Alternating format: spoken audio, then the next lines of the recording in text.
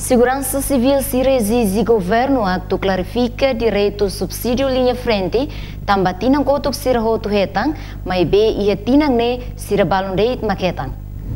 Exigência ne hatuhusi porta-voz Segurança Civil Merício Jacinto Simões, ba jornalista sira o enhira hamutu com a colega Seluk hakat ba Parlamento Nacional sexta ne. Niadihan sira husu explicação deputado sira nebe aprova orçamento no presidente decreta ona, tambasa Segurança Civil label hetang subsídio hanesan tinang kotuk. Sira la questiona com aba montante ba Segurança Civil nian, mas be hakara husu clarificação, tambasa tinang kotuk Segurança Civil hotu hetan, mas be tinang ne barak maklahetan. Segurança Civil ya território Timor Larantomak hamutu krihun idaresin, mas be husin número ne direito balinha frente iha ema naing atu sidaresin deit. Representante povo yang mofukun Parlamento Nacional e husi deputado bancada CNRT Domingos Carvalho dehan, governo tem que halo clarificação relaciona ho direito subsídio linha frente ba Segurança Civil. Ia lorong ira liwa beira quando dehan debate lor ozene lolos nene sira fuhano ingulu antes de ita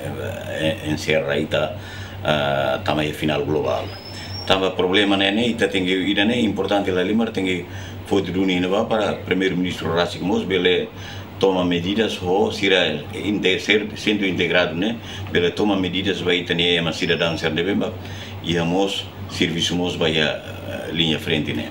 Niadihan lolos sira fuhano in uluk antes encerra debate orçamento geral estado tamai final global tambah questão ne importante duni ho levanta. Hanesang deputado Limang Ain Povuniang na fating exigiba ministério ne bemak tutela ho toma responsabilidade ba preocupação segurança civil sira. Domingues Soares, Guilhermina Franco, STL News.